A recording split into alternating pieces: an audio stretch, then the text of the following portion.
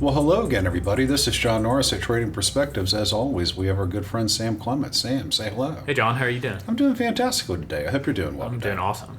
Well, I tell you who's not doing awesome, and that is anyone that is dependent on the internal combustion engine for their long-term health in the business world. The manufacturers, the mechanics, the gas station companies, the Pretty much, employees, yeah. pretty wide range. I mean, even the people that repair lawnmowers. Yeah. I mean, for all intents and purposes, yesterday the EPA issued, or better put, kind of clarified their emissions standards moving forward. I think they came out last year in 2023 with some pretty strong mandates. I think 2030 was sort of their drop dead year for you have to get to this number and blah blah blah, and they pushed it out 2 years, I think, to 2023 for all intents and purposes. And what the EPA is saying, what the president certainly was very clear about, was, hey, we're going to put gasoline-powered cars out of business. Yeah, they say that's not what the goal is, but it's kind of hard to reach the goal without that being the case. It is my understanding. Well, that's my understanding of it as well. And, maybe we could get there with some mixture of electronic vehicles and plug-in hybrids, all that good stuff. However, Sam, even with the additional 2 years, I don't see how the U.S. economy is, one, going to be able to build out the necessary infrastructure, and then two, make it affordable for the average American. I think there's several problems with this. And, we've talked about EVs before, and I personally don't have an issue with them. Yeah, I don't have a strong opinion on it. I think it's more kind of the timeline with which we're thinking, we, meaning mostly the EPA, are thinking that we're going to be able to essentially get off gasoline internal combustion engine vehicles. And that creates the problem of pricing, that creates the problem of profitability in making these cars. It's the wrong timeline, and when you start to put the wrong timeline on anything in any business, it's going to create a ton of problems. Well, I don't even see how they can come up with the timeline. In order to get these vehicles to the price points where people in the bottom quartile or even the bottom two quartiles can easily afford them, something's going to have to, the North American auto industry is going to have to pull a rabbit out of a hat. Yep. Because right now the Chinese auto industry has such a commanding lead on electronic vehicles just in general, let alone electronic vehicle batteries, and then I think the South Koreans and the Taiwanese coming next. There's basically, for all intents and purposes, not really an EV battery market in the United States. And to sit there and say, hey, we're all of a sudden going to produce 8 million thereabouts electronic vehicles. Consumers are going to gobble these up every year, 8 to 10. Actually, it's going to be more than that. In order to get to 100%, be about 16 million vehicles each year. All the batteries, all the technology has to come from somewhere, and there's just not the capacity in the United States in order to do that, and it's not even close. There's not capacity, and there's frankly not even enough demand to reach these targets either. Yeah. So it's kind of like you're getting pinched on both sides of the supply and the demand. Yeah. You're seeing companies like, not to pick on Ford, but Ford is losing a lot of money, and that's not unique to them. I think I read $64,000 for every electronic vehicle itself. $4.7 billion operating loss on its EV business last year. So that averaged out to, like you said, a little over $64,000 per vehicle. That's not just on the variable cost. You have a bunch of overhead. But that's part of, again, going back to the timeline of when we need this to be profitable, and that's frankly that profit number is what's given Tesla such a unique head start in this market. I mean, they are the EV market largely. We're seeing some companies, Porsche's getting there, Mercedes, those high-end ones are having a little easier time. They have higher-end clients who can typically afford more expensive vehicles, but Tesla's the only one that's done it at scale with making a profit too. And so you know as well as I, they've made a lot of money selling carbon credits to some of the big bad boys who are producing the internal combustion engines, and then also they get a lot of their parts from those bad guys across the sea. They produce a lot of the necessary technology in the PRC and what have you. And I'm not sure we want our entire automobile industry, our way of conveyance, to be pretty much, controlled by people with which we have such severe geopolitical ideology differences. It's the same. We've talked about it with semiconductors, and there's just this we're forcing an increased reliance on, Yes. I would say, our biggest ally or biggest Global enemy. enemy. And the thing is, people say, oh, we can just build that here in the United States. Well, maybe we can, but the cost associated with building out these plants, and then no one wants a massive manufacturing facility near their house. And yeah, they're kind of dirty. I mean, I'm sorry. We got to come up with rare earths. We got to come up with lithium. You got to mine that stuff. You got to come up with the metal for it. You got to all of that stuff. All that stuff will generate particulates. I mean, it certainly will throw that out into the air. But even so, to generate that number of electronic vehicles in order to really build out a North American industry for that, how much money will that take? And how do those people get paid and not pass it on along to, one, the manufacturer, and then two, the end consumer? And so all those car companies that you just mentioned, Tesla, Porsche, really kind of the Germans. Yeah. Tesla and the Germans, I don't think that they really sell a production vehicle for less than $50,000. No, there's I think 2 on the market for less than 40. I think it's the Nissan Leaf and the Chevy Bolt. That's exactly what it is. And so you have those things out there, and that's under 40,000. Yep. And that's just the start of the vehicle. That doesn't include charging it. It doesn't include things like tires for electronic vehicles, which are more expensive than what they are for heavier, and They're heavier. they wear down quicker. But we're even seeing this again. The demand issue.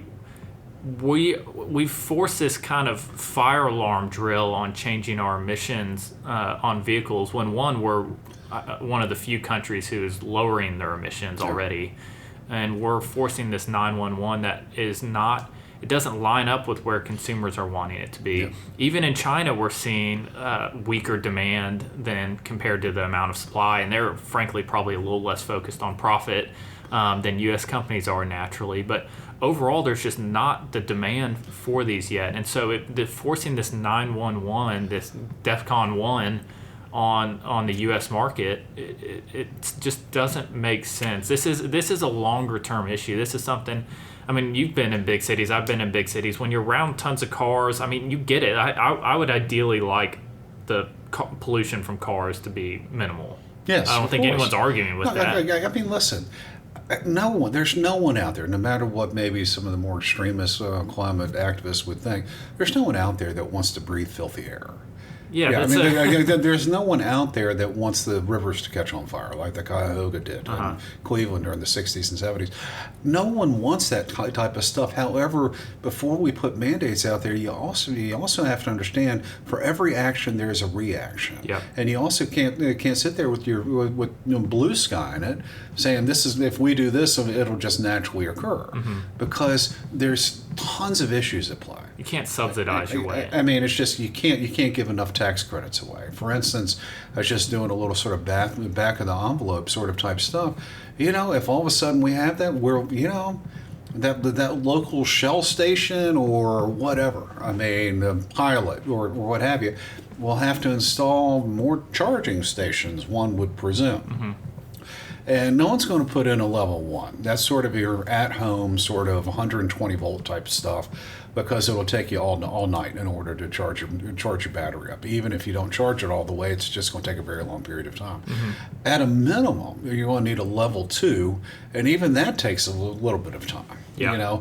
And what consumers are going to demand as we build out this infrastructure is that sort of the service stations or whatever we'll call them moving forward will have level 3 chargers, and level 3 chargers are very expensive to install and require a lot of energy, and that money has to get passed along to someone.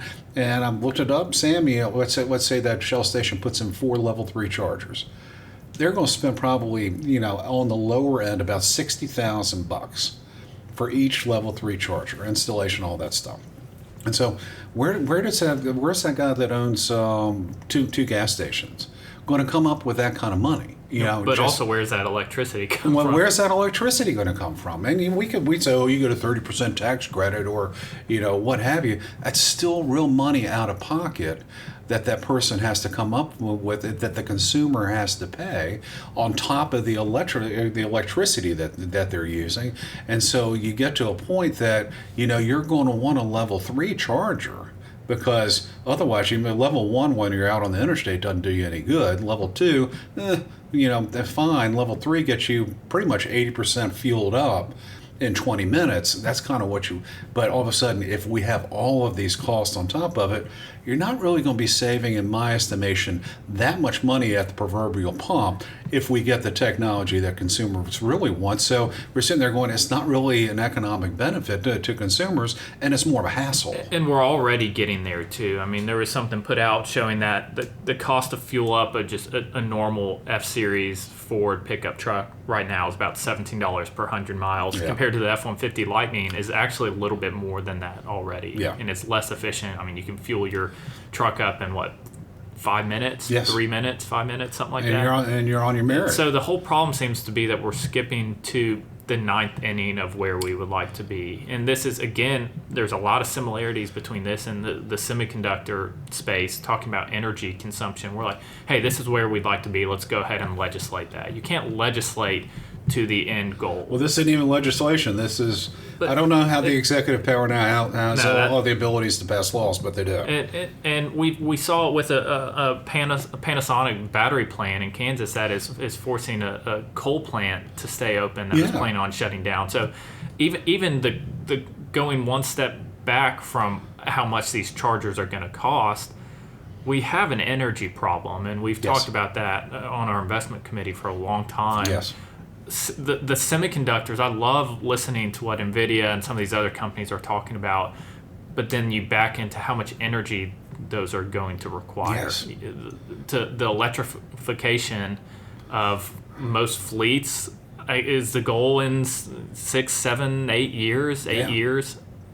That we have not solved the core issue to all of this. It's like these semiconductors, these electric vehicles require the energy consumption of mid-sized cities just to run data centers and just to charge electric vehicles. We already we're still seeing essentially rolling blackouts in California and probably other cities and states as well. So we have not solved the core issue of it. And frankly, going back to the Panasonic plant, it's still coming out pretty ugly. We've shifted away from Nixon's goal of 1,000 nuclear plants to pumping coal out of the ground still. Richard Nixon, really? Yeah. Pulling that one out? Yeah. There you go. All right. Now, the thing is, last year, Samuel, you may remember it, on April 14th, Common Sense, our newsletter/blog, if you want to read the math, I'm not going to go through all of the math here, actually wrote about this, just how much electricity we're going to need in order to meet the EPA's mandates. And these were last year's mandates, but for all intents and purposes, they're basically the same, maybe a little bit stricter, but just pushed out a couple of years. And the math is roughly this, and I'm quoting myself and paraphrasing myself, so that's my caveat right there. But back of the math, back of the envelope math suggested to me last year, and there's no reason to think it's any different this year, if we were to get our entire vehicle fleet in the United States to EVs, it means that we would have to generate an additional 25.8% electricity, just based on average miles per kilowatt hour, all that stuff. It doesn't even take into the account anything to do with semiconductors, any other changes in technology. Just talking about turning gasoline-powered vehicles into electronic vehicles, it was going to require about, let's round it up and say 26% more electricity generation. How do we get there? And that's a great question, because how do we get there environmentally friendly? Well, you're not going to. Without nuclear. You don't want to dam up any more rivers. That's environmentally unfriendly. You don't want to have coal, because that's environmentally unfriendly, which leaves you with wind, solar, and natural gas. And the truth is, it's just a heck of a lot solar cheaper. Still requires mining. Well, solar requires enormous swaths of land in order to put up the necessary panels. And windmill farms, no one wants one of those in their backyard. So nuclear is the only realistic option. Well, let's go nuclear on it. So how are we going to generate an additional 1.5 trillion thousand kilowatts, or whatever the math was? Please go to our newsletter from last year, April 14, 2023. And who's going to pay for it? Yeah. Because the amount of money that we would need to spend on electric generating facilities, No utility has that. They don't have that money. So where are they going to get it? Yeah. And so that's the question. So it's like, hey, we want all of this. We want this. Okay, well, that's fine. How are we going to get there? Because we don't have the infrastructure set out. Let alone, first off, with the charging stations. That's the least of the concerns. How do we generate all this power without using natural gas and without using coal? I mean, truthfully, we need the BTUs. Yeah. And also, we can't have our entire electrical grid kind of held hostage by clouds and the lack of wind. And that's just, sorry. I mean, that's just the long and short of it. That's just being realistic about it. And even if we were to get to 60% by 2032, utilities would still have to generate something like 15% more electricity than what they were generating last year. Even with that, how do we pay for all the electrical generating facilities? And will we be able to put up enough in time to meet the standards? And it is though no one in Washington has even considered this. Again, it goes back to just waving the magic wand to the end goal. That doesn't help. Yeah, and just assuming that all this stuff is going to happen as though by magic. Yeah. It'd be like if Jerry Jones mandates the Cowboys going to win the Super Bowl, and that every franchisee that owns a Shell station is going to come out of pocket for $250,000 in order to put up some level 2 and level 3 chargers, ideally level 3s. I mean, really? Yeah. I mean, Shell don't own those things. I mean, it's just. I mean, it's craziness. And then, oh, by the way, tires. EV tires run out about 20 to 30% more rapidly they're because heavy vehicles. Because of the weight of the vehicle and then also the torque involved. And so you're actually going to burn rubber even when you're not even intending to burn rubber, if you catch my drift. And so all of a sudden we're going to need 20 to 30% more tires. Making tires is filthy stuff. Real filthy stuff. Seeing how they burn too. Yeah, see how they burn. So all of a sudden we're going to have all these tires? Yeah, and where's that rubber going to come from? Well, we're going to have to knock down rainforests to put up rubber trees. I hadn't thought about that. And then, by the way, all these heavier vehicles on the nation's roads, we're all of a sudden we're going to be wearing down our roads and our interstate system a little bit more rapidly than what we have. So for every action, there's a reaction, and to just sit there and wave a magic wand and say we need to do this without thinking about all of the things that I just mentioned, that's just touching the surface. Not even the economic dislocation of, all those people that work in those auto parts manufacturers down in Lee County and Chambers County and just all around the Kia plant. Well, they're going to be out of a job. There'll be a lot of frictional unemployment. Yeah, there are going to be a lot of people out of a job there. Yeah. What do they do? Yep. And so all the people that work at O'Reilly's, all the people that work in gasoline stations, all the people that work at the Jiffy Lube or the Express Oil Change or all that stuff, hey, you might want this type of, 100% EV and everything's kind of like this, your perfect neighborhood in Connecticut. I get it. It's nice. I'm for the idea. I'm for the idea, but this is the reality of the situation. We're going to be consuming a lot more rubber. We're going to be consuming a lot more electricity. We have to produce it somehow. We're going to be, actually, strangely enough, we're going to be drilling crude oil in order to make the asphalt that we will need in order to repave all the roads, which are going to wear out 20 to 30% quicker. Yeah. All these people in these rural areas where the auto supply manufacturers are, all of a sudden, they're going to be on the dole. Yeah. And so you add up all these costs, like going, let's think this through. They're not a panacea for environmental concerns. No, they're not. EVs. And so it just moving people around requires energy. Yeah. I get it. I mean, I get it. And so it's like, truthfully, Sam, I would say instead of all these mandates, which we haven't fought through yet, I'd say the quicker way to get people to change their consumption patterns, and legislature, the Congress has never passed it, is let's increase the gasoline tax. Yeah. If all of a sudden the gasoline costs that much more expensive in the U.S., guess what? Ford's going to make a more fuel-efficient truck. Because consumers will demand it. Yeah. Yeah. What do you think about that? You think I've got an opinion on this? I think you do. Or are you going to trade perspectives with me? Not really. It seems like I'm armed with a lot of facts here. You seem hyped up for this. So let me ask you this. I mean, so we've gone through a lot of that type of stuff. You as a consumer, do you want an EV right now? Not right now. I think more than the average, I would probably be closer to getting one. I think a lot of them, there's some awesome products out there. Frankly, like every consumer, most of my driving is 10, 15 miles or less, and I wouldn't have a huge problem with it. You can put a level 1 in at your house, doesn't cost much money, and charge it up overnight. Yeah. And they're getting closer to where, I mean, my thought is when I go to the beach, how do I get there? That's starting. Can you imagine the nightmare I-65 will be on a Saturday or Sunday during the summertime? Charging, coming back? Yeah, so I'm getting there. I would, but I also really like the idea of holding on to my truck for as long as I can. In terms of electronic vehicles, I'm not a car person. I don't want to spend that much money on a car. That's a huge chunk of my problem with it. It's too expensive, and I can't cry poverty and all that. I'm in top quartile. I would be the target market for EVs. I hate spending money on cars. I really I'm with do. you.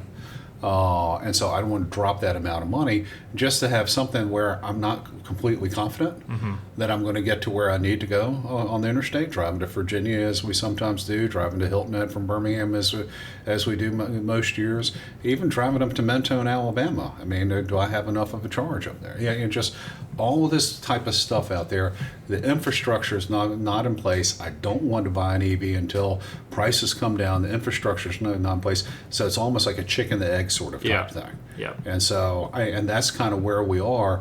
And unless there is something happens and money appears as though out of the clouds, I don't know how we resolve this. Yeah. I mean, I just truly don't. Washington would say we do this by these mandates and subsidies, and economy's just not work. The economy's just not ready for it. When push comes to shove and all that stuff, we don't have the industry here in the United States. We need to rely on the Chinese for electronic vehicle batteries. We would need to rely on their technology. We won't put up the necessary factories because they cost too much and there won't be enough return on investment. All of that stuff, and then we have to generate a lot more electricity, and that's a fortune. I agree. All right. Well, that's just one of those deals, I guess.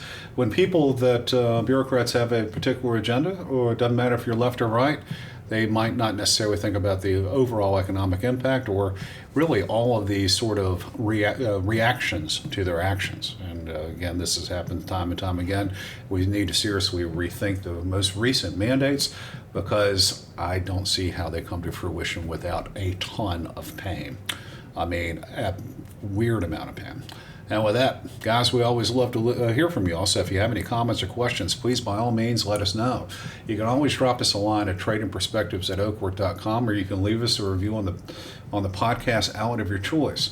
As always, if you're interested in reading more, hearing more of what we have to say or what we think, you can go to oakworth.com, take a look underneath the Thought Leadership tab, and find links to all kinds of exciting information, including previous episodes of Trading Perspectives, our weekly newsletter / blog Common Sense, as well as our quarterly magazine, Macro and Market. And I've already mentioned a few times today, if you want to see a lot of the math on this stuff, I did it last year, April 14th, 2023. You're going to have to scroll a few pages in order to find the link, but it's out there if you want to take a look at it. All right, Sam, with that. That's all I got. All right, you answered it even before I got the question out. I knew what it was going to be. There you go. That's all I've got today, too. Y'all take care.